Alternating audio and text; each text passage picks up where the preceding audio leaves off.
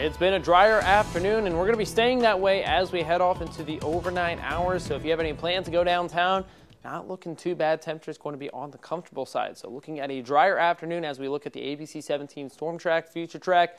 But going to be a little bit of a different story as we head off into early portions of Saturday morning. Looking at 4 a.m., tracking a couple of scattered showers and storms. A lot of those going to be very light and not too much energy associated with that. Pulling right ahead of a warm front, so that'll make its way off to the northeast with those scattered showers and storms. Eventually, later portions of the morning out of the region, that is until we head off into the afternoon hours. We're going to be tracking the possibility for some isolated strong to severe storms back into mid-Missouri, riding along this warm front. Now with this, it's going to be short-lived into our region. If they do start to spur up, going to be in northeastern portions of mid-Missouri. But the question is, can we break the cap? Well, what exactly is the cap?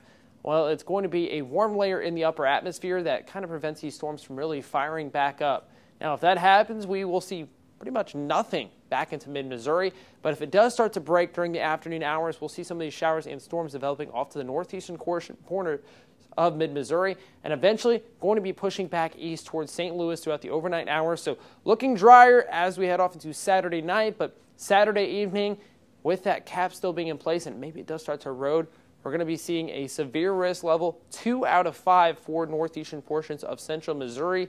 Thankfully, not going to be staying around too long. Now, talking about that cap, it's just going to be pretty much typically in a regular environment, warmer air below, but it cools as it goes higher in the atmosphere. But with that cap, it's going to be a little bit of a stunted layer. So we have cooler temperatures down below, a little bit warmer in the upper atmosphere. Then we get to elevated layers, and there's going to be another layer of colder air. Now, to break that cap, we have to be warmer at the surface than this upper atmosphere layer. Once that happens, we could see those chances of some showers and storms. Now, heading off into tomorrow morning, going to be the last weekend of turkey season. By 5 a.m., going to be a little bit of a cooler and wet start. 59 degrees, could see some chances of some scattered showers and storms back into the region. Then by 8 a.m., a little bit of a slower warming trend, 62 degrees, but breaking back into the 80s as we head off into 1 p.m., tracking some partly cloudy skies, so still plenty of sunshine going to be poking through, but temperature is going to be elevated back into the upper 80s, with some areas down to the south and west looking at 90 degrees, just like Sedalia. Then we head off into Sunday.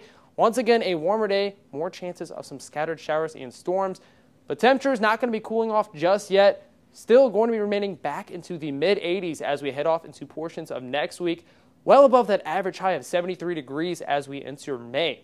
Now, we're going to see more chances of some scattered showers and storms as we head off into this upcoming week. Going to be pretty much off and on, not really going to be seeing the rainfall totals we like to see, especially with less than 4.3 inches recorded in April compared to our average. Now, temperatures still remaining back into the 80s, but we head off into later portions of the week. Going to be just a couple degrees cooler back into the lower 80s.